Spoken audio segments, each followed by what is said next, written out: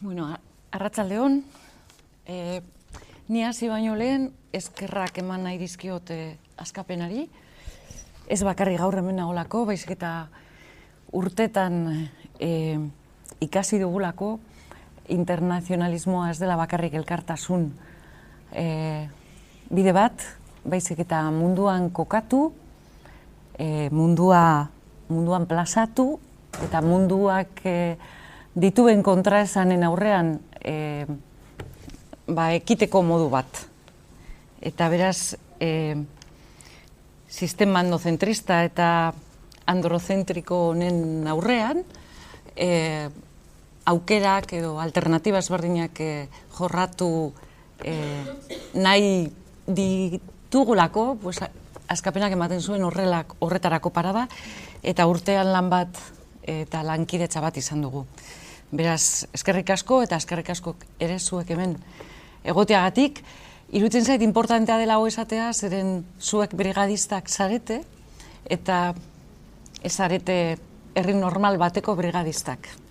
Estaturik gabeko nazio bateko brigadistak zarete, eta beraz, estatu ez daukan, baino independiente eta soberano izan nahi duen herri bateko partaideak gizon eta emakumeak zarete, eta beraz munduan ikuspegi horretatik ikusten duzu eta bederen gu kokatzen gara maila horretan. Bueno, hau esan da. Xabierrek pausatu dituen galderen aurrean, nien noa ematera informazio elemento asko, baina bai iruditzen zait interesgarria dela buruan gordetzea edo atxikitzea hiru kontzeptu. Bata da, subirautza. Europar Batasunak subirautza galera bat suposatu duelako, eta subirautza galera honek ondorio oso potoloak ekarri dizkio, bai gizon eta emakumei eta bai lurraldetasunei. Orduan, elementu hori errepikatuko da Xabierrek aipatu dituen hiru gai horietan. Grezian gaur egun bizitzen den egoera herri privatizatu batzuk deitzen diote protektorado bat, dana privatizatua daukatelako, lurraldearen 75% privatizatua daukatelako, eta beraz,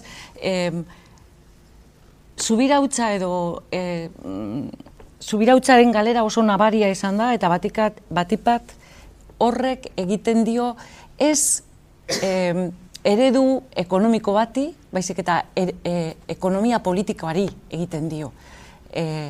Oso beti esaten dugu kapitalismoa dela sistema ekonomikoa eta horri erantzi zaiola neoliberalismo, baloren sistema bezala, baina egiten den apostua Europar Batasunean estatu nazioen galeraren alde, da hain zuzen ere instituzio horietan egoten ez den podere bat indartzeko. Eta hori da kapitala eta kapitala ordezkatzen dutenak. Greziaren kasua oso nabaria zen, eta oso nabaria da batetik eskerra ez duelako maila eman, ez gara gai izan eskerratik Merkel eta Holanden ofentsibari aurre egiteko eta elkartasun olatu bat egiteko. Oso paradigmatiko da ere, zeren Thatcherren garaitik kapitalak pasatu duen etengabeko lelo bat izan da tina leloa, edo ez dago alternatibarik esan nahi duena, eta etengabe azpimarratu duten lelo bat izan da. Eta beraz, Grezian irekitzen zen alternatibarako aukera bat, eta alternatiba hori zapuztu behartzen, galerazteko bestelako antzeko alternatibarik. Maila horretan esan behar da, behin eta referendumaren ondoren Greziako gobernuak onartzen duenean inposatzen zaion austeritate paradigmak uste dut egin dakiokela kritika bat Greziako gobernuari, eta da hain zuzen ere alternatiba bat osatzeko, edo alternatiba bat ezuela osatu, pentsatzen zutelako negoziaketarako margena bazegola, eta hori ez da inolaz ere gertatu. Porrota uste dugu gaurko poter instituzionala eta gobernantzarekin, batzuk uste zuten gobernantza honetan aukera zegoela, eta interesgarria da baita ere Greziaren kasua, ziren debate bat pausatzen du mahai gainean, eta debate hori da esatea zertarako balio duen eurozona, eurozonan gelditu behar den edo ez, eta beraz, kuestionatuta gelditzen delako euroa bederen maila teoriko batean. Eta zabaltzen da debate bat, euroan gelditzea balio duen edo ez, eta eurotik kanpo zenolako bideak aurre ikusten dira. Debate horiek irekiak daude, baina uste dut bigarren blokean horren karira gehiago hitz egingo dugula. Eta gero uste dut ere Greziako gaiak beste ikasgai bat uzten digula, eta hori da ezkerraren barruan dagoen anabasa, eta ezkerraren barruan dagoen ikuspegi ezberdinen artean ez garela gai izan amankomunezko orube bat osatzeko eta erantzun orokor eta integral bat emateko. Gaur egun, Europan, bigarren blokean ikusiko dugun bezala, ezker ikuspegi ezberdina daude, alternatiba ikuspegi ezberdina daude, baina ez dago alternatiba orokorra. Eta garbi dagoena da, sistema honen aurrean, finantzia kapitalismoaren aurrean erantzun orokorra emateko gai ez bagara, alternatiba bat artikulatzea oso zaila izango dela. Eta azken puntua, Greziari dagokionez, esango nuke, Greziako egoerak azpimarratzen duela baita ere estatu nazioari buruzko hausnarketa bat. Beraz, bi elemento importantea, bata da, soberaniari gabe ez gara gai izango gure herriak antolatzeko, gaur egun egia da estatua privatizatua dagola, esan dezakegu finantzia kapitalak hautsi duela esparru publiko eta pribatuaren arteko mugak, eta beraz estatua gaur egun subirautza galera bat pairatu du eta bere funtzioak berregokitu ditu. Nik ez dakit esan dezakegun estatuaren suntzidura dagoenik, nik uste dut estatua dela kapitalak erabiltzen duen lanabez importante bat, nazioarteko gobernantza legitimatzeko, eta kapitalak behar dituen behar guztiak, ez bakarrik koerzitiboak, ideologikoak ere, eta ekonomiko eta baita ere, ahalbideratzeko. Orduan, nik horrutziko nuke Greziako gaia. Pues vale, pues muchas gracias también pues, a Askapena por invitarme, gracias a todos y a todas por asistir. Disculpadme que me exprese en castellano, en español, por desgracia, y disculpad mi castellano, intentaré no inventarme ninguna palabra en la charla y así, y a ver si lo consigo. Yo diría que el debate de la Unión Europea nos ha ocupado todas las organizaciones de la izquierda muchas horas, y yo creo que de manera muy fructífera, y en el caso de la mía, en el caso de Endavant y también en el caso de la candidatura de Unidad Popular, creo que se ha resuelto con bastante cohesión ideológica al respecto. Nosotras valoramos que el momento de Grecia o las preguntas que formuláis, nosotras las reformulamos a dos preguntas. Era, ¿podía Grecia jugarle una partida, un pulso a la troika y salir ganando? Una pregunta. Otra pregunta, ¿es Grecia un Estado soberano dentro de la Unión Europea? Y entroncamos con la reflexión inicial que planteabais las dos. que en definitiva la Unión Europea desde su fundación es un sistema que se ha generado, una estructura que se ha generado para administrar el capitalismo.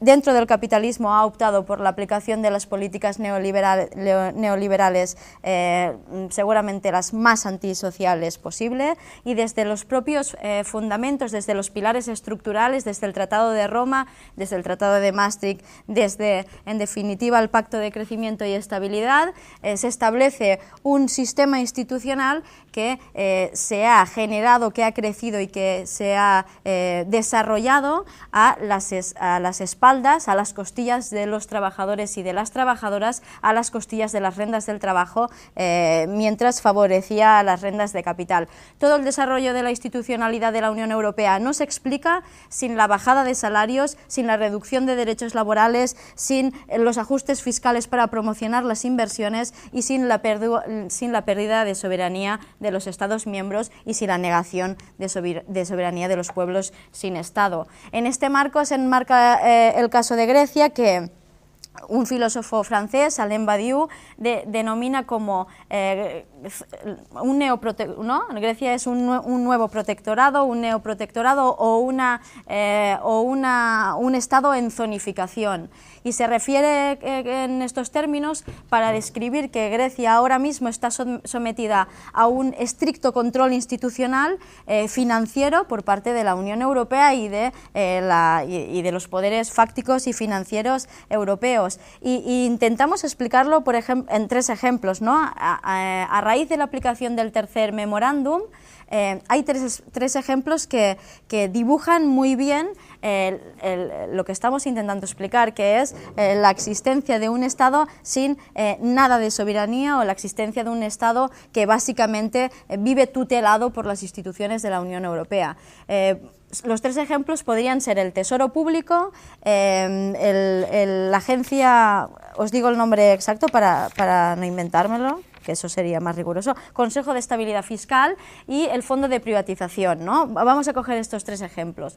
El Tesoro Público nuevo, el que se aplicó después del tercer memorándum, está compuesto por 4 consejeros que son directamente elegidos por parte de los acreedores y que son los que se han dedicado a pensar qué ajustes tenía que hacer el país para intentar adecuar el país al pago de la deuda. Tanto es así que este Tesoro Público emite órdenes que tienen el mismo valor que una orden ministerial, escogidos por los acreedores.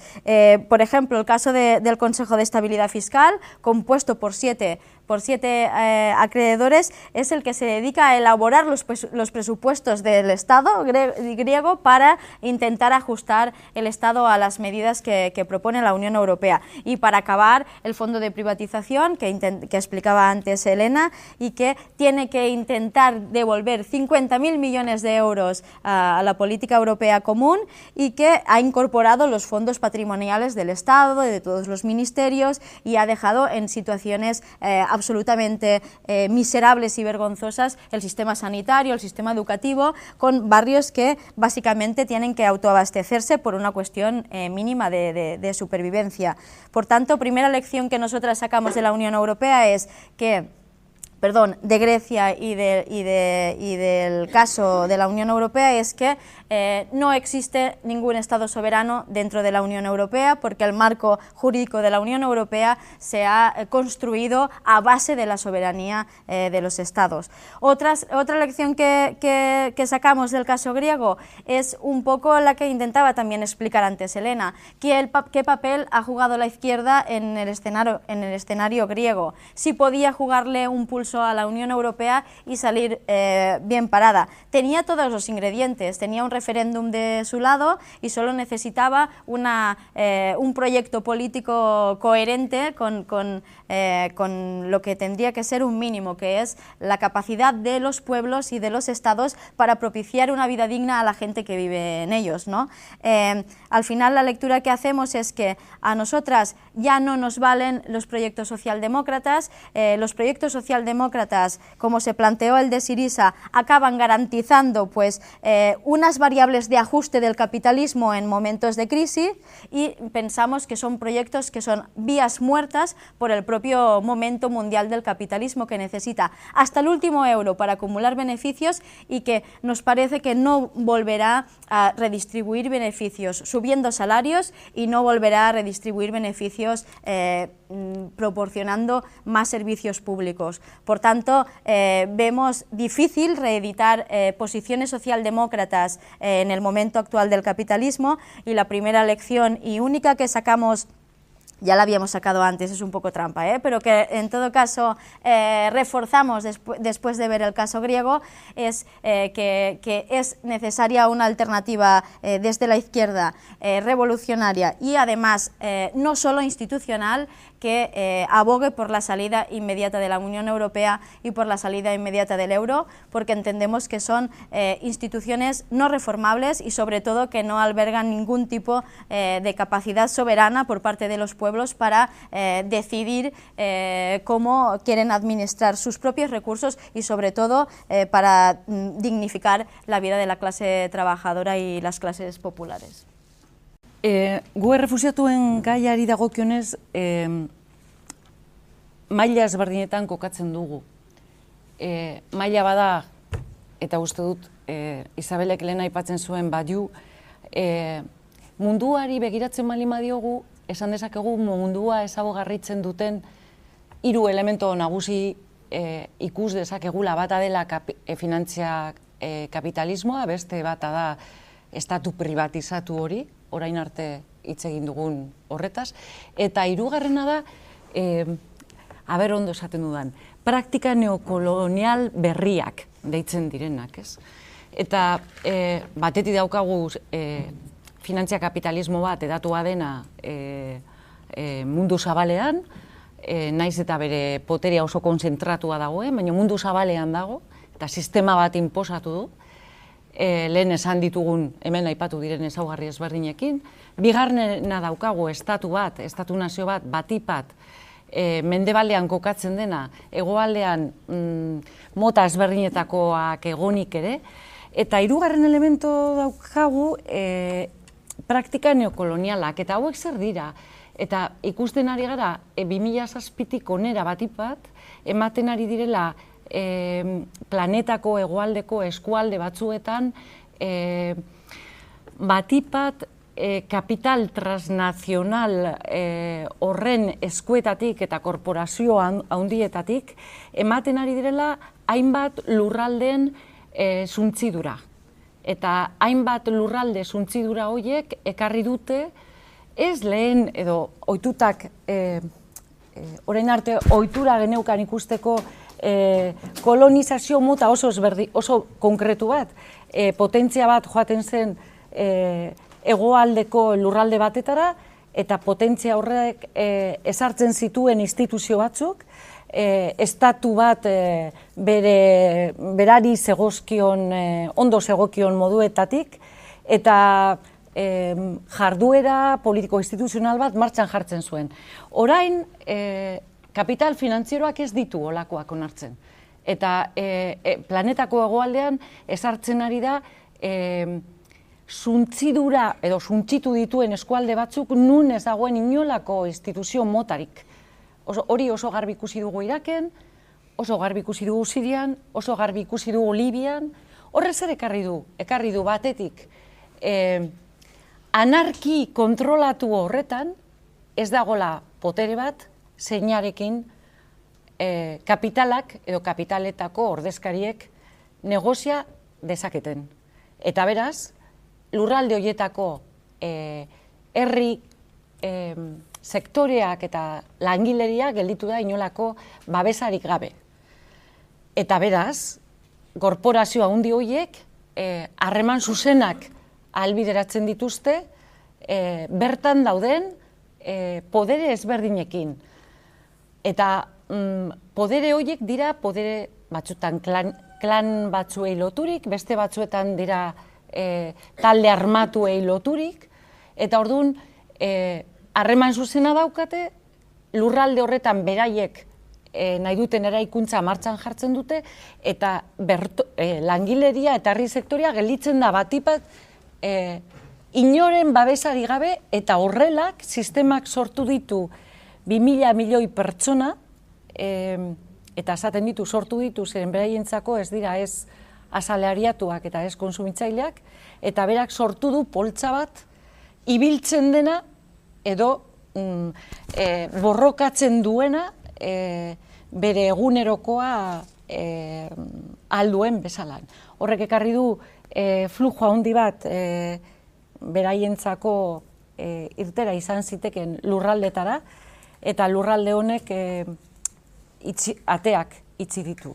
Beraz, errefusiatuen etorrera batetik da, eta guretzako oso garbi dago eredu ekonomiko eta sozialaren ondorio handi bat, eta hori batetik, bigarrenik errefusiatuen etorrera agerian utzi du estatu kapitalistaren barbarie, eta baita ere zenolako izakera deshumanizatua daukan, bakarrik importatzen zaiona delako beraien interesak, lurralde horietan egiten ari den bezala. Eta beraz, horren aurrean bai ikusi dugu, eta uste dut Euskal Herrian ere horren eredua izan da, elkartasun olatuak zabaldu direla, eta kanpotik etorri zaigun jendeari gurekin batera herrian jarri nahi izan ditugula, eta batipat balio izan duela salatzeko gaur egun estatu pribatu horien izakera nolako izan den, eta beraz balio izan du baita ere bilusteko beraien demokraziaren izakera eta natura, eta baita ere beraien giza eskubideen ulermena.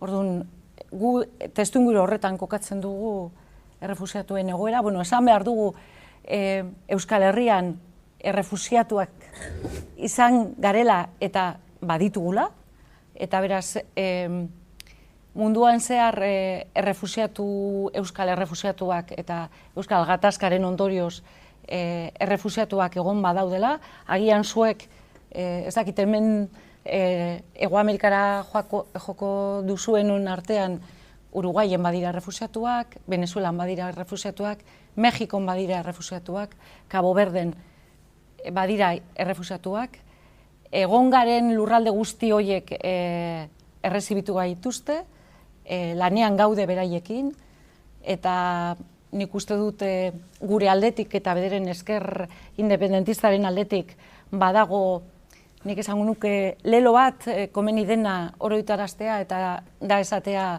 gara lan egiten dugun tokikoak, eta gara norberak, beraz, borondatean oinarritzen den tokikoa, eta uste dut praktika solidario oso ezberdinak zabaldu ditugula bai Mediterraneoan eta bai beste tokitan. Esan behar dut bukatzeko, Europar Batasunak errefusiatuak erabili nahi izan dituela, hain zuzen ere dituen ekonomi beharren arabera, baino eta Europar Batasunak errefusiatuak behar ditu hain zuzen ere zaharkitua delako, errefusiatuak eta etorkinak behar ditu sistema hau mantentzeko, baino jarri dituen irizpideak oso irizpide koerzitiboak direla, ezarri ditu errepresio zerrenda batzuk, bakarrik estatu batzuetako jendea onartuz, eta gainerantzeko guztiak baztertuz. Uste dut, bazterketa horren elementu importante bat izan dira mugetan jarri dituen, mugan esan nahi dut Turkiarekin, Greziarekin jarri dituen errefusiatuen kanpoak, konzentrazio kanpoak izan daitezkenak kasik, eta gero salatu behar dugula guztiz Turkiarekin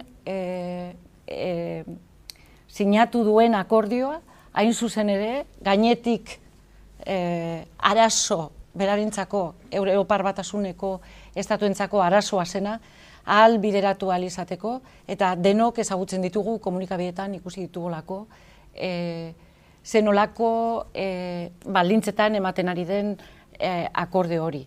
Beraz, gu beti esan dugu ongi etorri errefuxiatu hau, uste dut Gernika dela horren adibiderik garbiena, eta ez dut besterik esateko. Claro, es que cuando me llega a mí, ¿no? Ya se ha dicho todo, ¿no? Pero sí, para complementar un poco lo que comenta Elena, yo comparto, de hecho la primera reflexión que tenemos que hacer es personas refugiadas, personas migradas, son parte del mismo fenómeno, en definitiva sí, son parte del fenómeno de la división internacional de trabajo y del capitalismo, del libre comercio, de la explotación de unos pueblos a otros, de unos estados a otros, y cómo también se ha intentado utilizar políticamente esta distinción un poco en favor de los proyectos políticos, por ejemplo, y por no hablar solo de la teoría, es el caso de Barcelona, que mientras colgaba una pancarta, Ada Colau, mientras colgaba una pancarta en el ayuntamiento diciendo bienvenidos refugiados, reprimía a los manteros y a las manteras en la ciudad de Barcelona por la venta ambulante cuando es su único medio de vida y cuando no se les proporciona ninguna alternativa vital aparte de que puedan vender mercancía. Eso es la hipocresía que nosotros entendemos que el sistema administra en relación a este tema, que en definitiva es las grandes bolsas de pobreza que genera el capitalismo para que en Occidente se pueda vivir como vivimos, para que podamos vestir como vestimos, para que podamos consumir como consumimos y para que tengamos también las energías que tenemos. Costas Lapavitsas sitúa el fenómeno de la migración y el fenómeno de los refugiados también en el mismo saco y intenta explicar que, claro, después de 60 años de expansión económica en la Unión Europea, se da el momento que se da de una contracción de la actividad económica, de una caída en la inversión y que, por tanto, como decía antes, cada euro es imprescindible para que el capital siga acumulando y eso obviamente genera grandes bolsas de desocupación y de pobreza y de precariedad, también en la Unión Europea, también en los países, en los Estados miembros. Claro, en este contexto vemos que la política migratoria y sobre la acogida fronterera, la política al final de la Unión Europea es de un Estado fortaleza y de un absoluto racismo, pues no vamos a buscar ningún eufemismo que lo dibuje, es una política racista que se administra desde una auténtica visión inhospitalaria, obviamente, pues con la pobreza, que finalmente son las migraciones y las refugiadas, pero también administrando unas políticas racistas, por ejemplo, en las fronteras, racistas y privatizadoras. Si vamos, por ejemplo, a coger los últimos años, ¿qué ha pasado en las fronteras? Vemos que Frontex, que es la agencia europea que se dedica a la guardia de costas y fronteras, ha pasado de un presupuesto de 6 millones de euros a 238 millones de euros, que ha licitado, es decir, que luego ha administrado con multinacionales como Indra, como Airbus, otras multinacionales que se dedican a la compra y venta de armamento a nivel mundial. ¿Por qué decimos que son políticas racistas y privatizadoras? Porque estas empresas de seguridad, además, que se dedican a patrullar las fronteras, aparte de que lo hacen desde un punto de vista racista, también han burlado la soberanía de los estados. Tanto es así que en el último decreto de fronteras, para que estas empresas privadas administren quién entra y quién no entra en un país, tienen competencia para intervenir en un estado sin que el estado lo autorice, que ya nos parece que es lo máximo cuando se trata de política migratoria. Claro, al final la situación es a la pobreza que ya viven muchos estados miembros, sobre todo en la periferia, periferia de la Unión Europea, debido a la desindustrialización, se tiene que sumar la pobreza que generamos en el mundo y que obviamente es responsabilidad de todos y de todas y de la cual nos tenemos que solidarizar. ¿Qué lección sacamos de esta situación? Yo diría que voy a ser un poco repetitiva, pero es que me parece que la lección en todo caso es siempre la misma, es que tenemos un instrumento que es la institucionalidad de la Unión Europea incapaz de administrar una vida digna a las personas que vivimos dentro de los Estados miembros y que esta vida digna no solo no nos la administra a nosotras, sino que menos aún la administra a personas que obviamente viven en otros estados y además se aplica un biaix, decimos nosotras, no sé cómo se llama en castellano, un biaix, que es bueno, es igual, un barniz racista, es decir, además de la política racista, además de la política no hospitalaria, además de la política de no posibilidad de gestión de la pobreza, se aplica un barniz obviamente racializado porque se corresponden obviamente con otras razas que además son pobres. Yo diría que sobre este tema ya tampoco tengo mucho más que añadir. Bueno, nik uste dut esan behar dugula Brexiteko gaiari heldu baino lehen,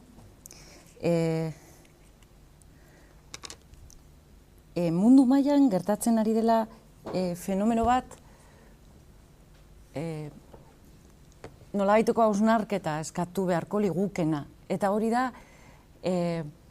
kapitalismoaren fase ezberdinak martxan jarri diren bitartean, kapitalismoak aurkitu ditu hainbat oztopo. Oztopo horiek etorri dira herri sektoreak eta langilearen aldetik onartu ez direlako, eta hainbat tokietan, bat Hego Amerikan, bestelako erantzunak eta bestelako alternatibak martxan jartzeko gai izan direlako. Baina kapitalismoak izan du, eta neoliberalismo, kasu honetan ideologia ikuspegi batetik, izan du izugarrizko trebesia beste ideologien esparru osoak berenganatzeko. Eta beraz, egokitzeko izan dituen elemento edo egoera ezberdinen aurrean. Ejemploa jarriko dut eta mundu guztia ulertuko du. Ejemploa jarriko dut, baina esango du lehenengo gauza bat, lan horren bururatzeko eta beraz erreziklatzeko ahalbide horretan sartzeko, eredu kapitalista eta neoliberalismoak kontatu du oinarrizko lanabez batekin. Eta hori izan da sozialdemokrazia instituzionalizatua. Eta uste dut, Estatu Batuetan adibidez, hitz egiten dute neoliberalismo progresiboaz agertzeko, neoliberalismo puro y duro jartzen zutenek, ezin zutela beraiek nahi zituzten politikak martxan jartzeko, eta behar izan dituzte, hainbat gutxiengoen eskubideen aitortza nolaiteko barniz bat emateko, eta bere politikak pasarazteko. Baina sozialdemokrazian sinesten zuten batzuk, izan dira, hain zuzen ere, politika, austeridade politikaren jasoleak. Eta beraz, herri langile, edo langileria eta herri sektore horiek, gaitzetsi dute gaur egun, sozialdemokrazia edo gobernu horiekin gaur egun inposatzen ari zena. Eta adibidez hori oso nabarmena gertatu zen, oso nabarmena gertatu da hori Estatu Batuetan bai Clintonekin, bai Obamarekin, bai Zapaterorekin Madril estatuan, o Espainol estatuan, edo bai orain Frantses estatuan ematen ari den esperimentoa Macronen eskuetatik. Orduan, hori esaten du zergatik, zeren egile batzuk esaten dute mendebaldean badagola ertaina klasea izan daitekena, alegia 156, populazioaren 156, €150 horiek duela aberastasunaren €114, eta klase hori gaur egun pairatzen ari da bizi ditugun krisi askotariko horien hainbat ondorio. Eta klase ertaina hori oso porosoa da. Eta ez du inolaz ere identifikatua sentitu nahi sistemak espultzatu duen hainbat jendearekin, besteak beste, etorkinak edo ejemplo bat esateagatik. Eta hau esaten dut, Brexiten sartzeko hain zuzen ere, Brexiten ematen delako xenofobo eta repliege nazionalista bat, egia da, Europar Batasunean batipat, eskuina di utzi zaiola subirautza gaia, nik uste dut arrotasunez esan dezakegula Euskal Herrian ezker abertzaleak eta independentismo oroar subirautza beti aldarrikatu duela, baino, eta horien adibide bat izan zen Maastrichteko itunaren ondoren egin genuen kritika eta jokabidea, eta geroztik mantendu duguna, baino orain arte subirautzaren esparrua eskuinaren esku gelditu da, eta horrek ekarri du erabilpen oso reakzionario esango nuke. Eta beraz, nik ez nuke soilik lotuko Brexiten gaia ikuspegi xenofobo utz batekin, hori bat. Bueno, ez nuke ez da ere lotuko Europar integrazioaren aldeko jokaera batekin, badakizu, bi jarrera egon zirela, Brexit, alegia, edo alde egitea edo gelditzea. Eta gelditzearen alde bozkatu zuten askok ez datoz bat Europar Batasunak suposatzen duenarekin. Hori ere esan behar da. Eta beraz, emango dut hausnarketarako bakarrik beste kontraesan bat. Eta kontraesan hori da, Brexit, kuriosoki, Brexiten kontra zeuden langilegoak, eta beraz,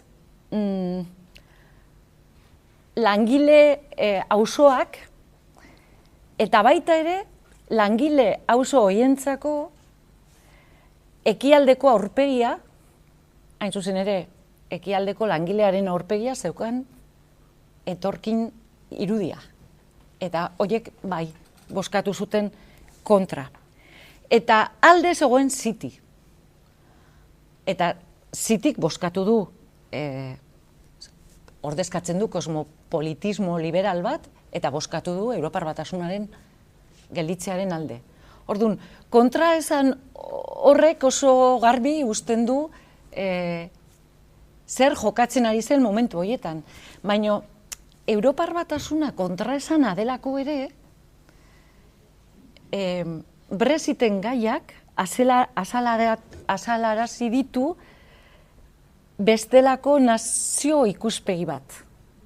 Eta beraz, mugak berrezarri du Bretainia Handiaren barruan, estaturik gabeko nazioen aldetik, bestelako erronkak pausatzen direlako. Bereziki Irlandan eta bereziki Eskozian. Gero igual hitz egiten dugu gai horretaz. Gehiago, bakarrik esango dut, bai Irlandako independentistak eta bai Eskoziarrek Brexit ez dute bozkatu zuten Europar gelditzearen alde, baina gauza guztien gainetik helburu oso garbi bat zeukatelako, eta helburu hori zen lehenestea beraien prozeso soberanistak. Eta Irlandaren kasuan, are gehiago, Irlandaren kasuan Europan mantenduz, Irlandaren lurraldetasuna bisualizarazten altzelako ipar hegoa kontseiluaren bidez.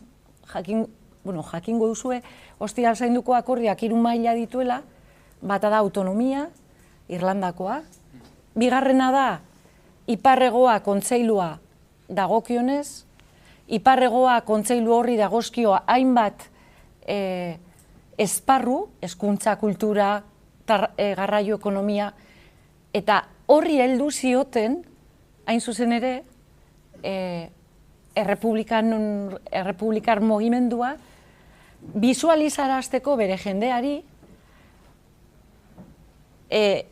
irla batu bat zela eta Europak ahalbideratu zuen bide hori mugaz gaindiko lankidetzaren bidez.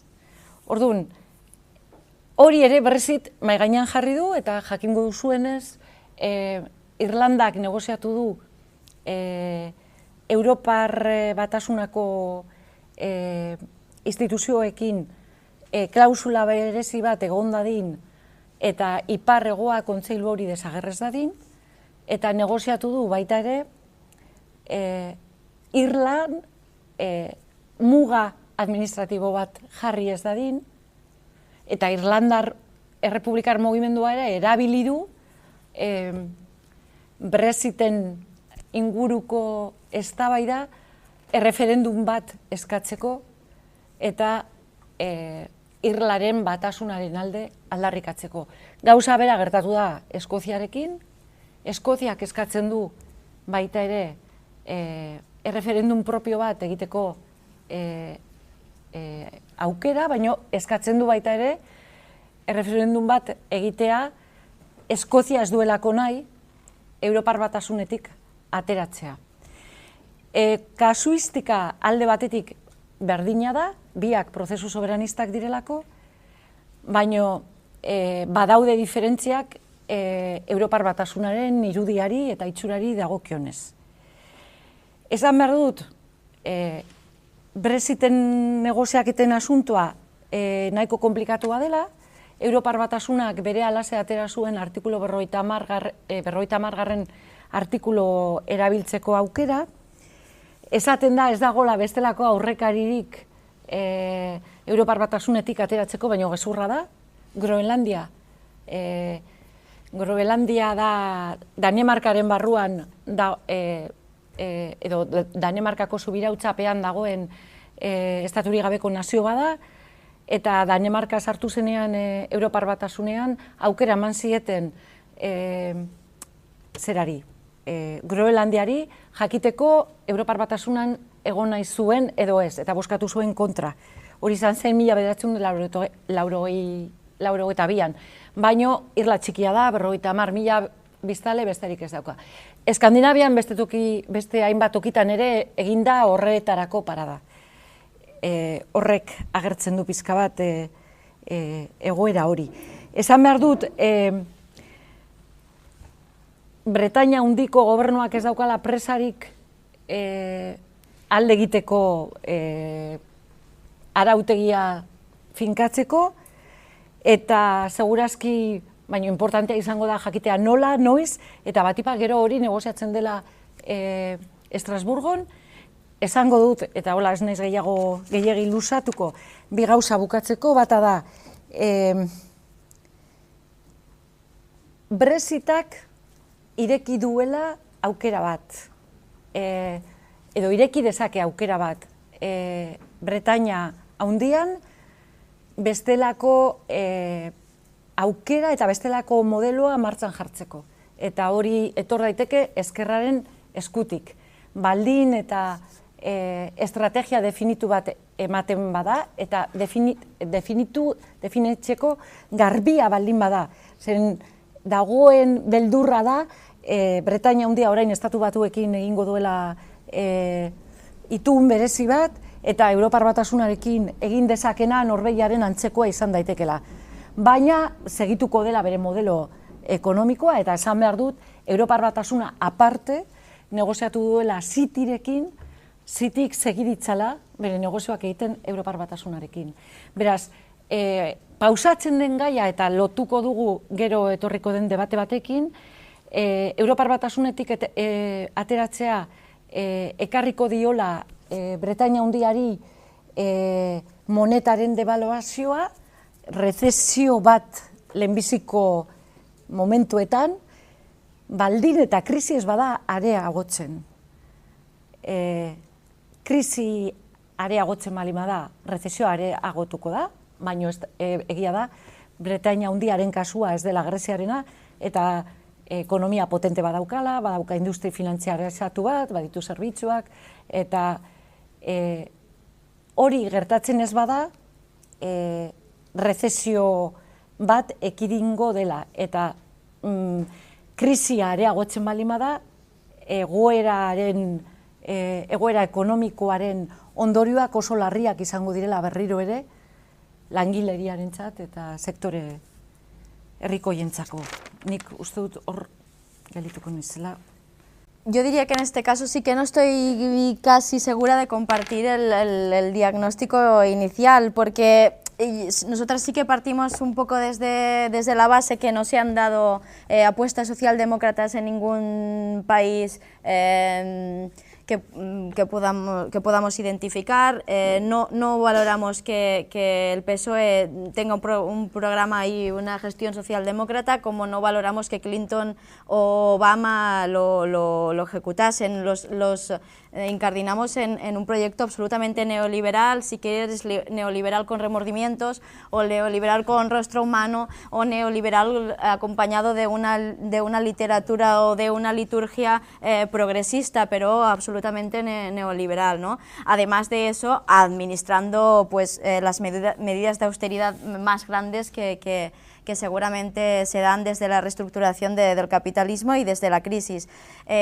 Por tanto, claro, yo cuando pienso en proyectos socialdemócratas me viene a la cabeza el programa político de Syriza antes de infringir todos los puntos, ¿no? Nacionalizaciones, control de la moneda, salida de la Unión Europea. Cuando pienso en programas socialdemócratas me viene a la cabeza el de la candidatura de Unidad Popular, podríamos decir socialdemócrata revolucionario en algún aspecto, pero muy claro sobre la voluntad de controlar todos los sectores que afectan a la vida y la voluntad de construir soberanía, o me viene a la cabeza otros proyectos, pero seguro que no, pues ni el PSOE ni Clinton y así. Y lo digo porque creo que el Brexit sí que es un fenómeno que responde al aumento de la demanda de cotas más altas de soberanía, de cotas más altas de soberanía popular, de cotas más altas de soberanía nacional en muchos casos, y que aparte me parece que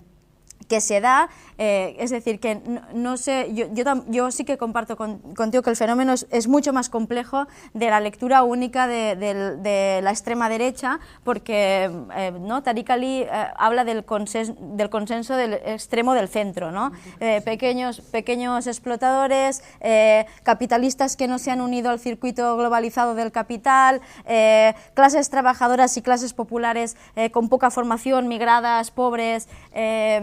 En definitiva, se habla, yo creo, que el fenómeno del Brexit es complejo para reducirlo solo a la gracia de la extrema derecha por canalizar las demandas de cuotas más altas de soberanía popular y nacional. Lo que sí que en todo caso a nosotras nos lleva a pensar un poco también es lo que estábamos intentando explicar, que es ante la falta de un proyecto por parte de la izquierda que ponga en el centro la necesidad, ¿no?, de reproducir la vida en condiciones dignas, y eso es imposible dentro del capitalismo, es obvio que parece que las demandas de cambio, que pase algo, que algo resuelva mi estado, mi momento vital, pues serán canalizadas por propuestas de extrema derecha, populistas o como se quieran llamar. Creemos que eso se debe a una desconcertación de la izquierda, pero también a una falta de un proyecto, de un programa político de unidad popular con capacidad internacionalista, basado en los valores de la solidaridad entre los pueblos de Europa y con otros ejes basados en la cooperación, basados en, como intentaba explicar antes, en la recuperación de las soberanías, imprescindible para afirmar que un Estado es soberano o no lo es, porque en definitiva un Estado que rompe o que plantea la independencia y pretende seguir siendo un Estado miembro, a nosotras nos parece que pierde totalmente su soberanía, porque sus aspectos básicos, decidir su soberanía económica, dónde quiere invertir, cómo quiere controlar el sector económico, decidir su soberanía alimentaria, cómo se quiere alimentar y si quiere o no prohibir transgénicos, si quiere o no volver a la agricultura agroecológica, decisiones que serían o que competen a los pueblos. Ahora mismo no los están tomando los Estados miembros, ni los están tomando los pueblos, lógicamente, porque las toma la Unión Europea. Podría coger ejemplos, no sé, como el pago de la deuda, ¿no? el Pacto de Crecimiento y Estabilidad que obliga a un déficit exacto, a un pacto fiscal exacto. Entonces, claro, nos cuesta ver, ¿no?, esa demanda de soberanía dentro del marco de la Unión Europea. Pero es que aparte me parece que la lectura de aquí, la que nosotras más o menos sacamos, es la necesidad de generar una alternativa política clara y por tanto, dijésemos, estructurada, independentista, porque también, bueno, una cosa que nosotras tenemos clarísimo es que dentro del marco del Estado español y dentro del marco de la Unión Europea es imposible construir ningún proyecto de transformación social y es imposible garantizar la continuidad o la supervivencia de los pueblos sin Estado, porque el proyecto nacionalista español es un un chafapueblos, una prisión de pueblos, ¿no? Y por tanto eso es lógico, pero sí que vemos en el Brexit una lectura muy clara.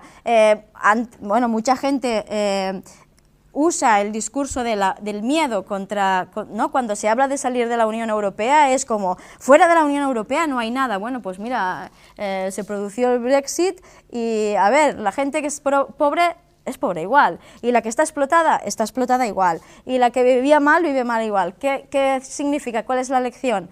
Que está muy bien salir de la Unión Europea, pero es imprescindible acabar con el capitalismo patriarcal, porque aunque se salga de la Unión Europea, si no se rompen con las principales relaciones de coerción y de control y de explotación que tenemos las mujeres y que tenemos las mujeres trabajadoras, es imposible transformar nuestro día a día. También se tiene que recordar que la extrema... Es que eso de usar la expresión extrema derecha me resulta fácil. Extrema izquierda no, diríamos una izquierda coherente pidió el voto también para salir de la Unión Europea, y es verdad que son minoritarias y es verdad que seguramente es un proyecto marginal, pero quiero decir que no solo lo reivindica la derecha, sino que sí que había, ni que sea pues un reducto, por desgracia, un marginal, que tenía clarísimo que la salida de la Unión Europea podía ser una palanca de cambio para intentar cambiar todas esas relaciones de control y de opresión que nos afectan. También es clara una cosa obvia, ¿no?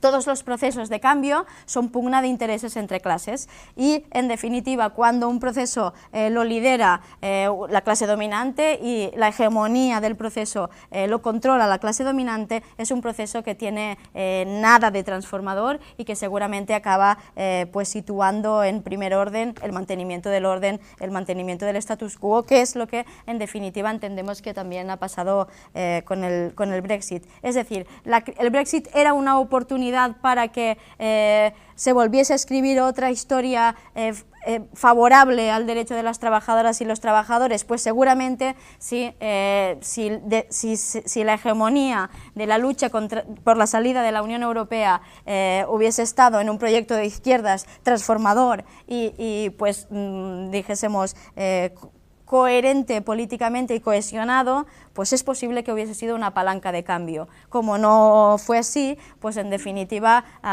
yo creo que ha seguido manteniendo el orden y por tanto las mismas relaciones de explotación. Prozesu soberanista bat martxan jartzen denean, borroka eramaten da bitokitan, edo bi plano nagusitan, etxean eta kanpoan. Eta kanpo hori oso anitza da. Baina gu zorionez edo zoritzarrez mendebaldean jaio gara eta mendebaldean gaude. Eta beraz, Europar batasuna, herri bat, herri independiente bat lortzen baldin badugu, barruko autodeterminatzeko eskubidea gu geu izango dugu, baina gero beharri izango dugu kanpokoen aitortza. Nazioarteko kontzertuan norbait izateko, eta gaur egun dagoen sisteman beste estatu bezala agertzeko. Hor badira baldintza batzuk, ez naiz sartuko, badago aurrekari batzuk, Europari dagokionez, bata da Kosovoarena, Kosovok eraman zuen, baina zegoen Europar Batasunean, Kosovok eraman zuen prozesu desobediente bat, gai izan ziren sortzeko estatu paralelo bat, hezkuntzaren ikuspegi batetik, sistema ekonomiko batetik, baina zeuden Europar Batasunean. Baina egon badaude beste gatazka batzuk Europar Batasunaren bihotzean. Bata da, lehen aipatu duguna, eta Irlanda da. Eta Irlandari dagokionez, komentatu dut, Europar Batasunak ahalbideratu zuela Irlaren lurraldetasunaren batasunaren irudikapena, edo bederen irudi hori. Eta hori egin zela, mugaz gaindiko lankidetzaren bidez, eta Europar Batasunan garai horretan regiopolitikan zegoen komisario batek martxan jarri zituen, ez naiz luzatuko, baina lurralde, belaunaldi berriko lurralde lanabesak deitzen zirenak. Eta horren bidez martxan jarri zen, eta gaur egun kontseilu hori funtzionatzen da. Ikusiko da, klausula badago eta segurazki segituko du eta lortu dute Europar Batasunarekin berriro ere Irlandar prozesuaren aldeko elemento hori, ez? Hori da beste bat. Beraz, Europar Batasuna bai parte hartzen du, Europar Batasuna daukana da ezetza nagusi horren kontraesanak eta arrakalak baditu, eta politika batzuk lagungarriak izan daitezke, bederen gu horrela ikusten dugu. Adibidez, beste ejemplo bada Zipre.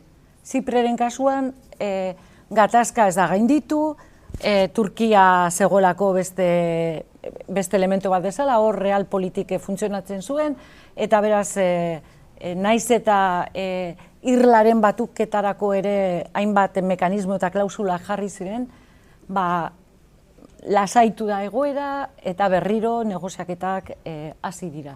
Baina baita ere eta berriro ere regiopolitika horren barruan ahalbideratzen diren mekanismo batzuen bidez. Eta egia da,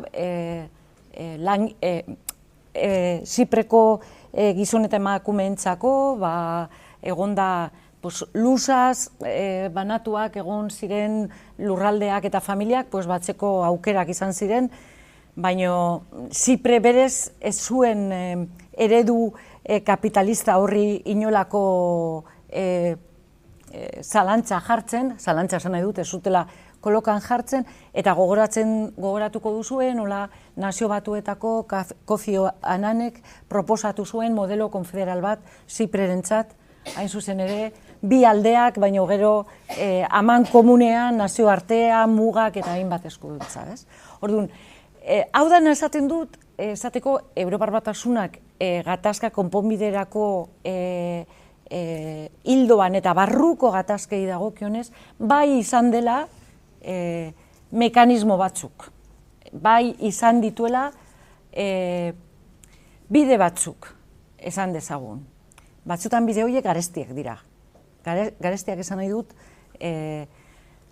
azken finean potere harreman kontu bada, eta harreman kokapena. Baina hau esaten dut, ikutsu ez dugulako hemen gai bat, eta gai hori da, zer da Europar Batasuna independentista den populuarentzat, edo jendearentzat.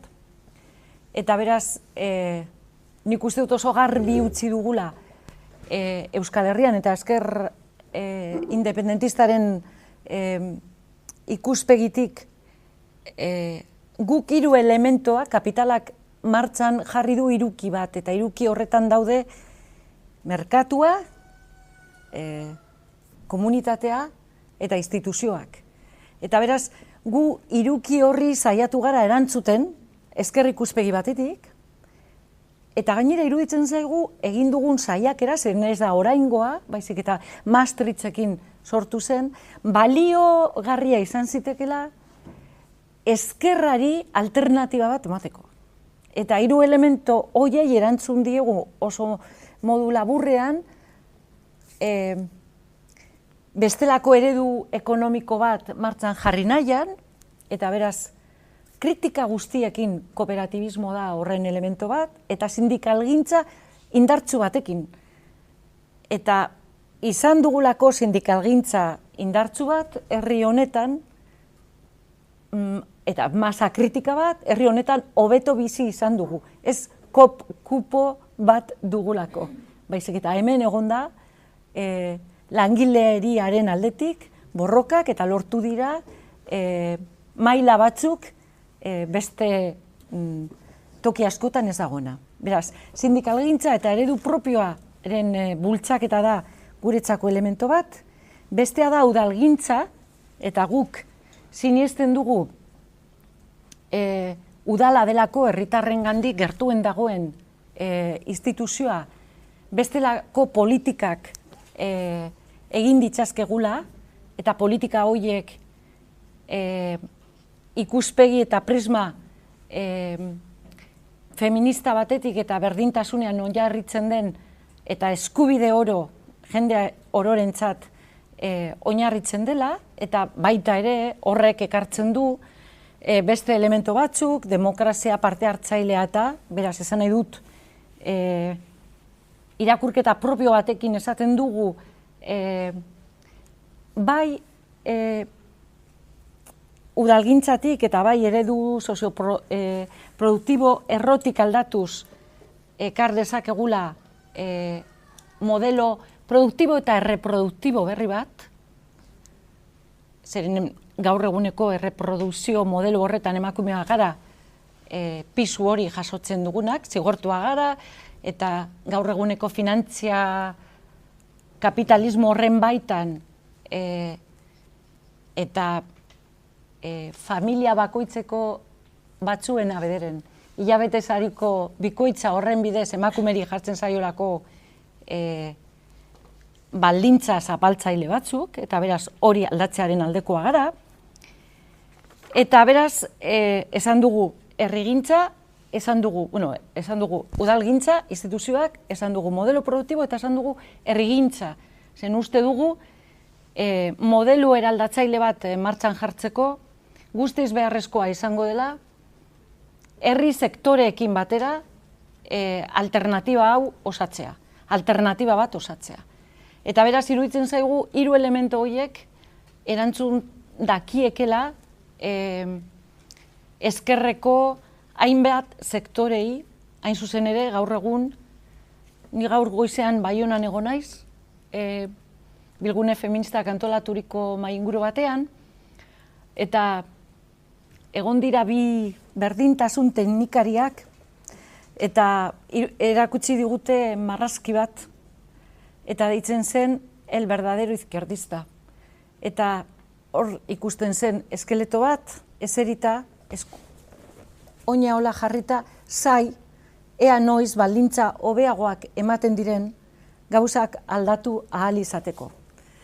Beraz, hau esaten dut, esateko, guk ezker abertzalea eta gu Europan gaude, aprobetxatzen dugu Europar Batasunean egotea, Europar Batasuneko instituzioetan egotea, hain zuzen ere, aliantzak lortzeko, eta une honetan gure herriaren aldeko ez baditugu abotza gehiago lortzen, kontrakoak ezagertzeko. Eta beraz, uste dut gure ibilbidean oso garbi dagola ezkerreko indarra garela, nik ez du sinesten sozialdemokrazian, esan dudana lehen izan da, indar batzuk sozialdemokraziako esparruan kokatzen zirenek, eman dietela eredu kapitalistari barniz bat, beraien politikak pasarazteko. Eta sozialdemokrazia deitzen den hoiek gabe, kapitalismoak ezberdin jokatu beharko zukeen. Eta izan dute, nik esango nuke beharrezko lanabeza egin eta aurkeztu dituzten hainbat politikak aurrera eramateko. Hori esan nahi izan dut lehen. Beraz, hau dana esaten dut, berez eta kanpotik pentsa daitekelako independente izan nahi duen ezkerreko indar bat planteatzen duela Europar Batasunean egotea jakinik Europar Batasunaren kritika egiten dugula. Baina iruditzen zaigu, fase honetan, guri interesatzen zaiguna da, gure prozesuaren aldeko ahalik eta indar gehien, eta egongo gara instituzio guztietan. Naiz eta berriro diot, oso kritikoa gara, Europar Batasuna mahai gainean jartzen dituen politika ororekin, uste dut horrela agertu dugula, Europar Batasunean gaude gue edo ezkerreko taldean, eta beraz, gure helburu nagusia da kontrasanak egon badaude ere, beste ezkerreko jendearekin lan egitea, eta batipat gure herriaren aldeko sostenguak, abotsak, eritzi distortzionatua aldatu ahal izatea. Beraz, Europar Batasuna gatazka konponbiderako elemento, edo beraz, tresna bat gehiago da gure borrokatzeko esparruen artean. Vamos allá, esto es como, mira, ahora podría poner un disco y como todo el fin de semana he estado explicando lo mismo, no. Vale, pues este es el tema, ¿no? Parece ser que esta semana que viene se anunciará la fecha y la pregunta. Parece ser que ahora sí va a celebrarse un referéndum para exigir el derecho de autodeterminación de Cataluña, de una parte de nuestro país. ¿Qué hay de eso? ¿Cómo lo valora mi organización Endavant Tossant y cómo lo valora mi otra organización, Candidatura de Unitat Popular, ¿no? Pues claro, nosotras vemos que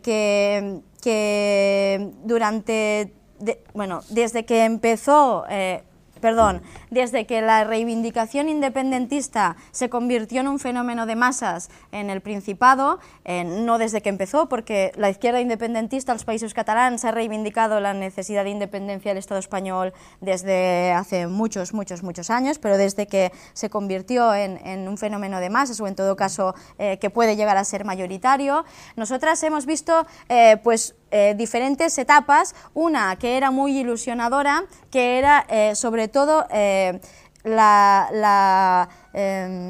¿cómo lo diría? Es decir, el liderazgo del movimiento de base y del movimiento popular de todo el proceso, y que también, en definitiva, era la garantía de que quien se ponía delante de este proceso lo iba a intentar materializar, ¿no? Y eso explica movilizaciones masivas de 1 millón y pico de gente en la calle, de muchos años de movilizaciones y de un estado medio de concienciación de la población que está absolutamente harta de la relación con el Estado español, pero que no solo se ha explicado, y eso es importante porque me parece que la lectura que se hace del proceso es simplemente en clave, diría, como, sin que nadie se lo tome mal, pero en clave independentismo de TV3, que sabéis que es la tele pública catalana, ¿no? que es basada en una única lectura sobre el proceso, y nos parece que la lectura sobre el proceso es más compleja. Al mismo tiempo que se estaban sacando 1 millón y pico de personas a la calle reivindicando la independencia, se estaba moviendo el 15M, se hacía una huelga general, se hacían movilizaciones fuertes en la calle por despidos, contra las privatizaciones en sanidad, y en definitiva la lectura que las catalanas y los catalanes hacíamos entonces, y que ha hecho que mucha gente vea en la independencia una posibilidad de modificar sus condiciones materiales de vida, era precisamente esa, era ver la independencia como un medio, no como una finalidad en sí, es decir, como la palanca que nos permita cuestionar todo aquello que nos afecta y que por tanto ponga en el centro un poco lo que he intentado explicar toda la charla, es decir, la capacidad de los pueblos para decidir sobre su futuro, para decidir también sobre sus condiciones de vida, ¿no? Y digo que esto es importante porque cuando se explica parece que solo las movilizaciones que comenzaron en las consultas populares, que son imprescindibles y que realmente fueron un punto de inflexión en el proceso, o que comenzaron en la vía catalana o que comenzaron en la B Baixa, y todas las diferentes movilizaciones son el inicio de la reivindicación independentista, y no es así. Había reivindicación independentista en el 15M en Plaza Cataluña porque uno de los puntos que se exigió fue el derecho de la autodeterminación. Quiero decir que nos parece que el fenómeno es más complejo. ¿Qué pasará a partir de la semana que viene? ¿Que tendremos fecha y preguntas sobre la mesa? Pues no lo sabemos, no sabemos qué pregunta harán. Nosotras exigimos que no sea una pregunta árbol, como no sé si recordáis la del proceso participativo, que yo tuve no sé si decir la suerte o la desgracia, de participar en las negociaciones, ¿no? Y se plantó Convergencia y Unió con una pregunta árbol que era: ¿quieres no sé qué? Sí. ¿Y si tal de cuántos? Sí. Y una pregunta árbol que entendíamos que no se correspondía con el estado medio de conciencia de la gente que estaba exigiendo mayoritariamente la independencia, y que por tanto no hacía falta buscar muchos subterfugios para preguntarle a la gente si quería vivir en una república y que por tanto si quería romper con el Estado español. Sobre la pregunta que nos harán en esta tanda, no la sabemos, la verdad. Lo que sí que sabemos es que entendemos que se tienen que dar 3 cosas para asegurar que ahora sí que sí, ¿no? Hace ya 4 años que estamos en esta aventura institucional, y lo que encontramos a faltar, por ejemplo, es la capacidad de liderazgo del movimiento popular. Es decir, la capacidad de sacar a la calle tanta gente para reivindicar que las instituciones se tienen que subordinar a la reivindicación popular, que ahora es clara por la independencia, no por el pacto con el Estado, no por el federalismo, no por una nueva autonomía y no por un pacto fiscal, por la independencia. Y por tanto, eso es imprescindible, el liderazgo de un movimiento popular. Criticamos profundamente el hecho de que en los últimos años se ha verticalizado todo el proceso, es decir, no solo ha quedado en manos de los partidos, que ya es de por sí un error, sino que ha quedado en manos del gobierno y, entre otros, exclusivamente del presidente, como el único que tiene, presidente de la Generalitat, como el único que tiene la potestad para convocar o no un referendo, y eso lo vemos perjudicial, vemos que es una válvula débil de todo este proceso. La primera, por tanto, reflexión que nosotras hacemos es la necesidad de, en los meses que vienen, volver a sacar a la calle a la gente consciente y movilizada de que es imprescindible que seamos nosotras las que lideremos el proceso. Tanto si se celebra el referéndum y se gana, como si no. ¿Por qué? Si se celebra el referéndum y se gana, tenemos que ser capaces de materializar el resultado. Y ahora diríamos que hay cierto escepticismo sobre el hecho que aquellos y aquellas que gestionaron la autonomía durante 30 años, que se han reconvertido al independentismo y que ven también en el referéndum una medida de negociación y de fuerza con el Estado, acaben apropiándose de este proceso que nosotros entendemos que es popular para negociar con el Estado una cota mayor de autonomía. Por eso se necesita una movilización fuera y consciente, pero también por otra circunstancia. Si se gana el referéndum y se materializa el resultado, necesitamos una movilización masiva y consciente para exigir, o en todo caso para poner en la agenda política todas las reivindicaciones sociales imprescindibles para dignificar la vida. Es decir, nosotras seremos las únicas que nos encargaremos de poner sobre la mesa que un Estado, una república catalana no puede repetir el monstruoso Estado español, no puede ser una España en miniatura, no puede escañar a la clase trabajadora, no puede autoimponer una doble explotación a la mujer, no puede repetir las tesituras de un Estado capitalista y por tanto administrarle mala vida a la gente. Y por una cosa muy sencilla, el referéndum se ganará si el área metropolitana de Barcelona, que es donde se condensa la mayoría de la población, ve en este proceso una oportunidad para cambiar su vida. Y si no es así, si ve en este proceso una oportunidad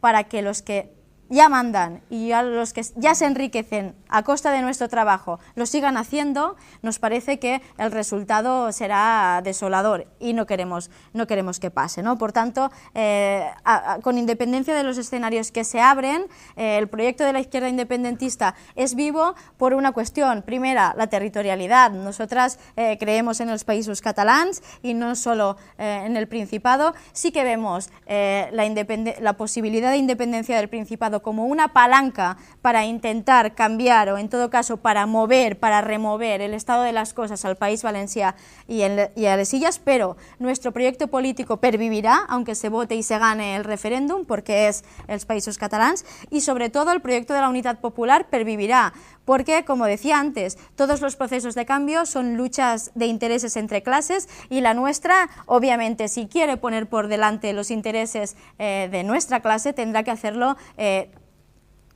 de abajo arriba y no como entendemos que quieren algunas gestionar este proceso que es de arriba abajo. Ante la tesis de que el Estado cierre por arriba lo que nosotras con muchos años de movilización hemos intentado trabajar, nosotras queremos desbordarlo por abajo y la única manera es esa, es no institucionalizando la situación, es desobedeciendo en caso de que el Estado prohíba el referéndum, y desobedeciendo quiere decir desobedeciendo, es decir, ni otras pantallas, ni más elecciones, ni declaraciones que no se cumplen, ni más desiderátums, ni más fotos, ni más pactos de referéndum. Es decir, desobedeciendo y haciendo valer la voluntad popular, que nos parece que es la única manera con la cual se puede romper con este Estado. Porque la tesis que ellos sostienen, cuando digo ellos, me estoy refiriendo al neoindependentismo o al independentismo de derechas que controla los medios de comunicación,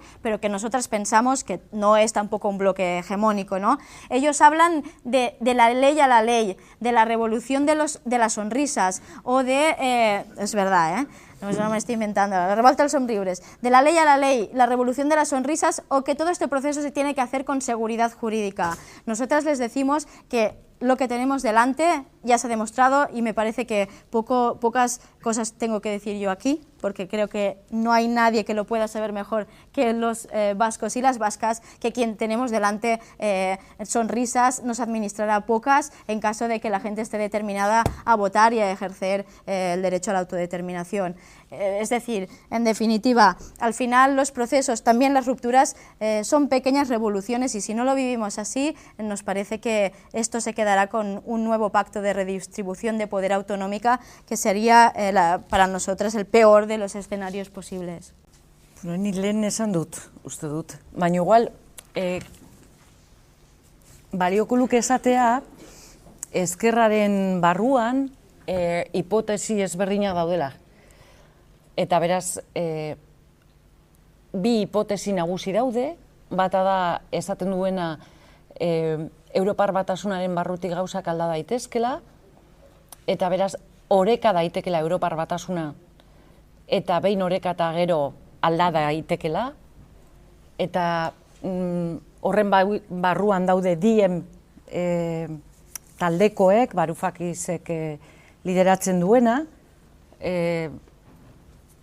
hoiek daukate 4 printzipio eta 6 helburu nagusi, badaukate plan egonkortu bat, baina batipat bilatzen dutena da oso laburki esango dute, esaten dute ongaiak mundu guztiarentzako direla, enplegua erremuneratua izan behar duela, aberastasuna ekonomia real eta ekologiruntz izan behar duela, kapitalaren etekinak partekatu behar direla eta kudeaketa makroekonomikoa demokratizatu behar dela. Claro, hori dana egiteko behar da, eta hemen etengabe ateratzen den gai bat, eta da, ze balintzak ditu gaur egun ezkerrak desobeditzeko eta mobilizatzeko. Bi elementu horiek funtsezkoa dira, alternatiba bat osatu ahal izateko. Eta beraz, diemek gaur egun daukan indarrarekin eta ezker esparruan kokatzen diren gobernuak ez daude, Europar Batasunean, eta beraz dagoen irtenbide bakarra, eta hori da ezkerrak eta suposatzen dut Isabel horren baitan kokatzen dela, mobilizazioaren alde deitzen duena. Eta maila horretan oso interesgarria da TTIP eta Z-rekin egiten ari diren mobilizapen eta ekimen guztiak. Europar Batasun osoan badaude, uste du, 750 herritan nun jadanik kokatu den TTIP stop, eta beraz hor badago eredu antidemokratiko subirautzaren kontra eta patriarkalaren kontrako ekarpen handi bat, baliogarria izan zitekena benetazko eredu alternatibo bat ahalbideratzeko, planteiatzen dituen gauzak oso gertutik egokitzen zaiolako herritargoari, hemen aipatu da elikadura subirautza, baina izan daitezke baita ere nekazaritzaren defentsa, izan daiteke balore ekologikoen defentsa eta bestelako ekonomi sozialaren aldekoa, eta beraz hori izan ziteken eta guk hildo hori bultzatzen dugu. Esan nahi duana da, gu Europar Batasunean gaude, berriro diot, gaude instituzioetan, eta instituzioetan gaude guretzako tresna badelako, ez da helburu bat. Tresna bat da, eta tresna hori erabiltzen dugu gure alternatibaren berri emateko eta bestelako aliantzak egiteko. Eta gu ere kalean gaude, eta kalean bultzatzen ari gara, bai TTIP eta Z-ren aldeko dauden proposamen guztiak, bai estaturik gabeko nazioen aldetik dauden ekimen ezberdinak, autodeterminazio eskubideak eta prozesa soberanista guztiak, eta prozesu konstituyenteak, eta baita ere artikulatzen ari diren bestelako dinamikak.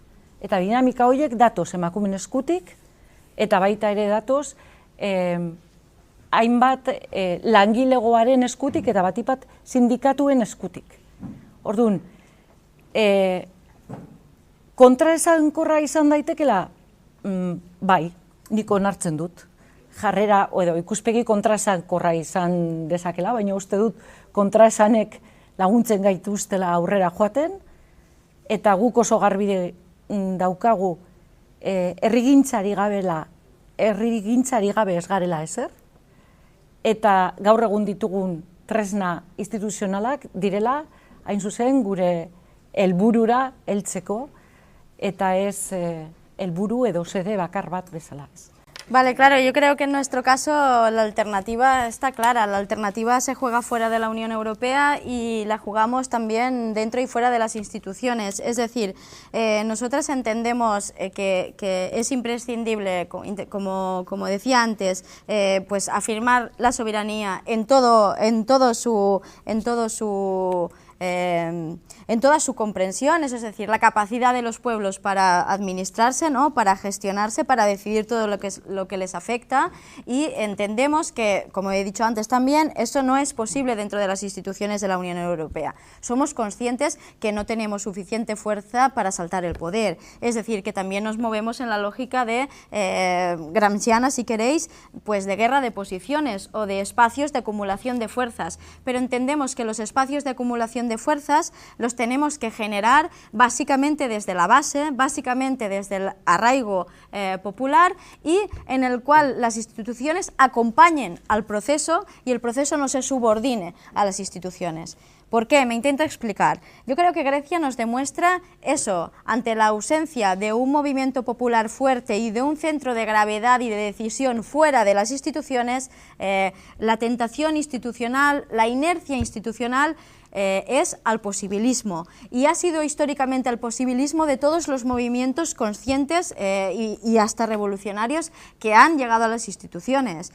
Entendemos que tenemos que poner correctivos a este posibilismo, y el correctivo es construyendo centros de gravedad fuera de las instituciones, en el cual, ¿no?, la estrategia, la táctica pase por pensar el proyecto institucional en clave, pues, de si nos ayuda a acumular fuerzas o si no nos ayuda a acumular fuerzas, y por tanto siempre con capacidad crítica para analizar si el paso por las instituciones es útil o no es útil para transformar la sociedad. Nosotras pensamos que estas instituciones, con este marco jurídico, dentro del Estado español, dentro de la Unión Europea, son instituciones que básicamente han servido para administrar molles de pan, migajas de pan, es decir, miseria, que han servido para trasladar los intereses de una determinada clase y que se tienen que repensar. ¿Cómo repensamos las instituciones? Por una parte, yo creo que construyendo una institucionalidad propia,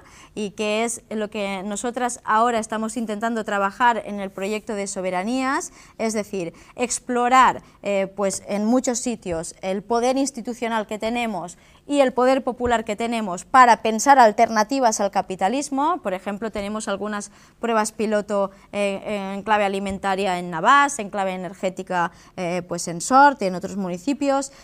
También usar el poder institucional que tenemos, que es poco porque tenemos 32 alcaldías, la CUP tiene 32 alcaldías, pero en aquellos sitios que tienen un movimiento popular fuerte, intentar generar pruebas piloto o proyectos que sí, que acumulen fuerzas, que sean espacios alternativos al capitalismo, pero siempre desde la lógica de una institución subordinada a los proyectos de transformación y no al revés. Sabemos que esto es complicado porque la tendencia normalmente de los proyectos institucionales es a la fagocitación de todo el movimiento popular, ¿no? Es a la institucionalización del movimiento popular y no al revés, y por tanto establecer correctivos a esto es muy complicado, no siempre nos sale bien y exige pues una revisión, en el término marxista de la palabra, constante y una crítica constante. Por tanto, claro, nosotras no lo vemos igual en ese sentido, es decir, pensamos que, y de hecho no concurrimos a las elecciones europeas porque entendemos que es un espacio absolutamente vacío de la posibilidad de transformación social, y en el caso de la Unión Europea profundamente antidemocrático, porque el Parlamento Europeo, pues a ver, pinta entre poco y nada al lado de la Comisión Europea y al lado de los lobbies que se establecen en Bruselas. Por tanto, no concurrimos, ¿no?, al Parlamento Europeo, y pensamos que la acumulación de fuerzas, que sí que usamos las instituciones para hacerla, usamos el Parlamento, usamos los municipios, porque sí que tenemos una apuesta municipal. Lo hacemos siempre y cuando entendamos que tenemos una base popular, que ahora la conforman la red de casales y ateneos, las organizaciones de la izquierda independentista y anticapitalista, las plataformas de afectados por la hipoteca, las oficinas de defensa de la vivienda y, en definitiva, los gimnasios, en definitiva, toda la red de espacios de contrapoder popular que hace muchos años que estamos construyendo. Si esto está maduro, concurrimos a las elecciones. Si esto no está maduro, no concurrimos a las elecciones, y sabemos que eso supone jugar partidas a muy largo plazo y ir haciendo trabajo de hormiga y trabajo de tejer poco a poco. ¿Por qué lo hacemos así? Lo hacemos así porque hay experiencias institucionales en nuestro entorno que nos han enseñado cómo hasta qué punto te puede fagocitar la institución, ¿no? Nosotras vivimos la experiencia, bueno, yo por suerte era muy joven, me explicaron la experiencia del PSUC y cómo un proyecto absolutamente transformador llegó o acabó certificando pues las primeras medidas neoliberales en el Parlamento catalán, ¿no? Nosotras no queremos repetir esta experiencia y entendemos que uno de los correctivos es precisamente el que explico: mantener el centro de gravedad de las decisiones fuera de las instituciones y, por tanto, construir movimientos políticos fuertes fuera de las instituciones. ¿Eso qué quiere decir? ¿Que nunca iremos a la Unión Europea, nunca nos presentaremos? Pues a lo mejor no, pero a lo mejor sí. Si leemos que presentarnos a las elecciones europeas nos permite socializar suficientemente un discurso o nos permite internacionalizar un proyecto para Europa alternativo al del capitalismo, que entendemos que ahora no está ensayado y que está verde, pero que sí que pasa por la solidaridad de los pueblos sin Estado y sí que pasa por un proyecto común que nosotras entendemos que es el de la unidad popular, como un proyecto profundamente democrático, ya que es socialista y feminista. Si no se trabaja ya desde la base de los pueblos de la periferia, desde la base de los pueblos sin Estado, por construir un proyecto político para trasladar a las instituciones europeas, vemos que es muy fácil que la propia participación en la institución nos acabe fagocitando. Por tanto, es decir, la lectura nuestra entendemos que es desde una posición absolutamente crítica con el papel de las instituciones, pero porque somos absolutamente conscientes de las limitaciones que tenemos. ¿Eso qué quiere decir? No hay vida fuera de las instituciones, hay mucha, y gracias que la hay, porque en definitiva la historia dels Països Catalans en los últimos años no se explica si en la vaga de docents a les Illes Balears, que fueron los que exigieron que el catalán era oficial en las escuelas, no se explica solo con la institución, que era reaccionaria a que el catalán se mantuviese en las escuelas, no se explica sin la Primavera Valenciana, que frenó muchas privatizaciones, no se explica sin el movimiento antiprivatización que existe en el Principat, no se explica sin la obra social de la Plataforma de Afectados por la Hipoteca, que está recuperando vivienda que tienen los bancos y que está cerrada ante las demandas de vivienda que tiene ahora mismo la sociedad de los Països Catalans. Por tanto, entendemos o ponemos nuestro ojo y nuestra esperanza en que seamos capaces de construir proyectos políticos que subordinen el paso de por las instituciones a un pensamiento, dijésemos, no leído en lógica electoralista ni partidaria, sino en lógica movimental.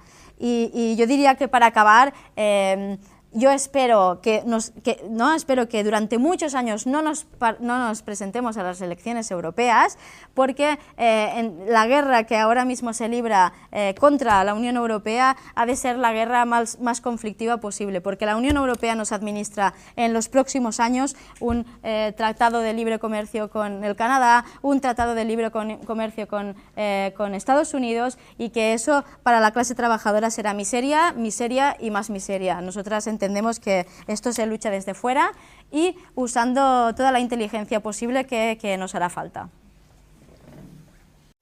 Ni lehen esan dut, uste dut. Baina igual,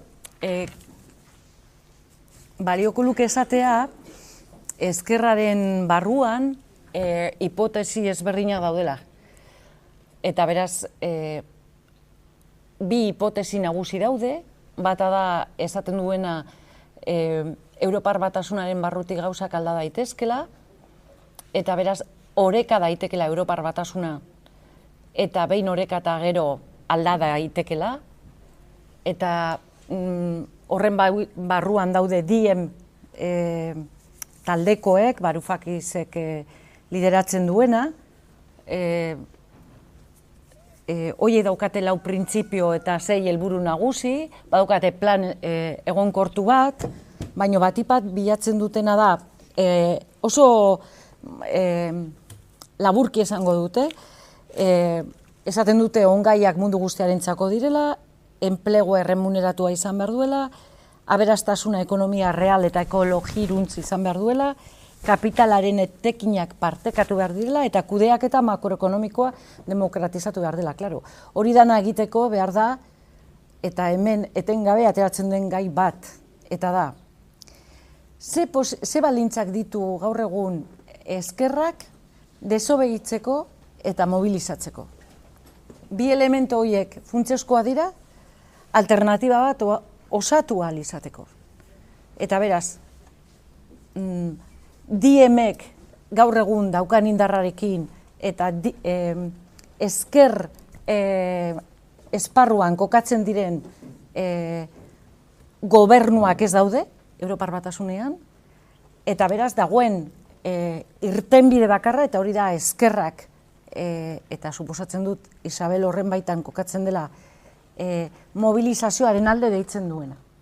Eta maila horretan oso interesgarria da TTIP eta Z-rekin egiten ari diren mobilizapen eta ekimen guztiak, Europar Batasun osoan badaude uste du 750 herritan nun jadanik kokatu den TTIP stop, eta beraz hor badago eredu antidemokratiko subirautzaren kontra eta patriarkalaren kontrako ekarpen handi bat, baliogarria izan zitekena benetazko eredu alternatibo bat ahalbideratzeko, planteiatzen dituen gauzak oso gertutik egokitzen zaiolako herritargoari, hemen aipatu da elikadura subirautza, baina izan daitezke baita ere nekazaritzaren defentsa, izan daiteke balore ekologikoen defentsa eta bestelako ekonomi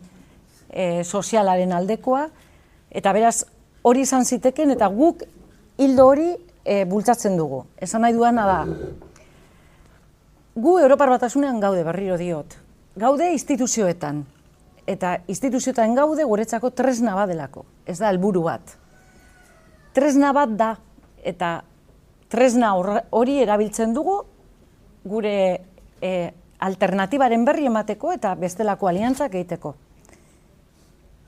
Eta gu ere kalean gaude, eta kalean bultzatzen ari gara, bai TTIP eta CETAren aldeko dauden proposamen guztiak, bai estaturik gabeko nazioen aldetik dauden ekimen ezberdinak, autodeterminazio eskubideak eta prozesa soberanista guztiak, eta prozesu konstituyenteak, eta baita ere artikulatzen ari diren bestelako dinamikak. Eta dinamika horiek datoz emakumeen eskutik, eta baita ere datoz hainbat langilegoaren eskutik eta batipat sindikatuen eskutik. Orduan, kontraesankorra izan daitekela, bai, nik onartzen dut. Jarrera, edo ikuspegi kontraesankorra izan dezakela, baina uste dut kontraesanek laguntzen gaituztela aurrera joaten, eta guk oso garbi daukagu herrigintzari gabe ez garela ezer, eta gaur egun ditugun tresna instituzionalak direla, hain zuzen gure helburura heltzeko, eta ez helburu edo xede bakar bat bezala ez.